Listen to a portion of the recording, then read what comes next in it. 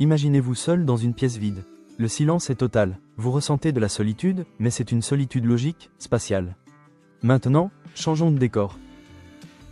Vous êtes maintenant au milieu de Times Square ou dans une station de métro à l'heure de pointe. Des milliers de personnes vous frôlent.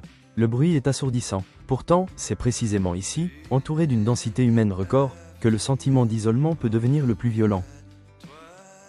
Pourquoi ? Parce que votre cerveau ne voit pas une foule comme une opportunité de connexion, mais comme une agression sensorielle. L'hyperstimulation urbaine déclenche un mécanisme de défense ancestrale. Votre amygdale passe en état d'hypervigilance, ce qui, paradoxalement, verrouille votre capacité à vous ouvrir aux autres. Aujourd'hui, nous allons décoder ce repli neurobiologique. Nous allons comprendre comment la surcharge cognitive transforme des milliers de connexions potentielles en menaces perçues, vous isolant au milieu du tumulte.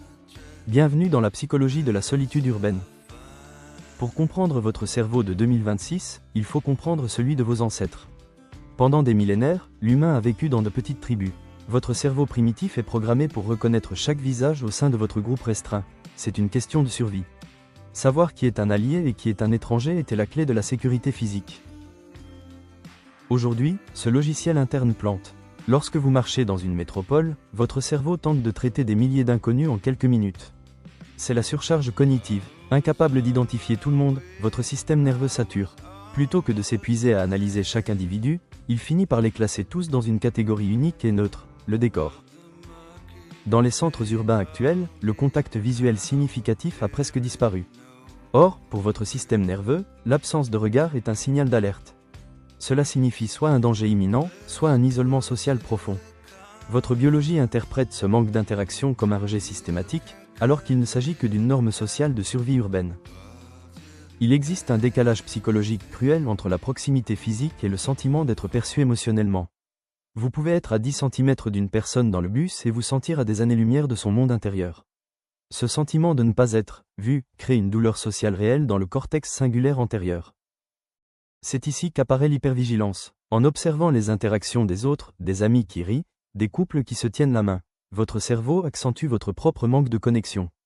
Vous devenez un spectateur de la vie sociale plutôt qu'un acteur, ce qui renforce l'idée que vous êtes le seul à être déconnecté. En 2026, les technologies portables et les filtres de réalité augmentée ajoutent une couche d'isolement supplémentaire. En modifiant notre perception de la foule à travers des écrans ou des lentilles, nous nous coupons de la réalité brute de l'autre. Nous vivons ensemble, physiquement, mais dans des bulles numériques hermétiques. Lorsque vous voyez un groupe social réussir ou s'amuser, votre striatum ventral réagit. C'est la zone de la récompense, mais elle peut aussi devenir la zone de l'envie. En public, nous sommes constamment en train de scanner le succès social perçu des autres, ce qui génère une comparaison sociale ascendante dévastatrice pour l'estime de soi. Avez-vous déjà eu l'impression que tout le monde vous jugeait parce que vous étiez seul à une table de café ? C'est l'effet projecteur. Nous pensons être le centre de l'attention et être jugés ou invisibles, alors que dans une foule de milliers de personnes, la plupart des gens sont trop occupés par leur propre survie cognitive pour vous remarquer. Cette incapacité à trouver un point d'ancrage familier, dans une foule dense, provoque des pics de cortisol, l'hormone du stress. Sans visage connu pour rassurer notre système limbique, nous restons en mode alerte, ce qui épuise nos ressources mentales et nous pousse encore plus vers le repli. La connectivité mobile de 2026 a créé ce que j'appelle le mur numérique. Il empêche toute interaction humaine spontanée. Pourquoi risquer de parler à un inconnu quand vous avez tout votre monde social dans votre poche ? C'est le concept de la présence absente. Nous sommes là physiquement, mais mentalement connectés à une autre réalité. Nous préférons la gratification immédiate d'une notification d'un ami à des kilomètres de là au simple sourire d'une personne située à 1 mètre de nous.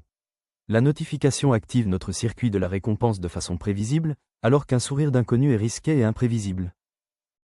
Comment sortir de cette hypnose collective ? La réponse réside dans les micro-interactions. Un simple merci, un commentaire sur la météo ou un échange de regards brefs peut briser le signal d'isolement envoyé à votre système nerveux. Ces expériences partagées, même infimes, réactivent vos neurones sociaux. Il existe des techniques pour apaiser votre système nerveux face à la densité urbaine.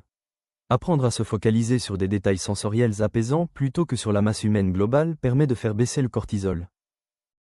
En conclusion, pour atténuer les mécanismes cérébraux de la solitude, nous devons privilégier la qualité à la quantité. Ce n'est pas le nombre de personnes qui nous entourent qui nous définit, mais la profondeur des liens que nous choisissons de cultiver. Sortez de la foule et cherchez l'individu.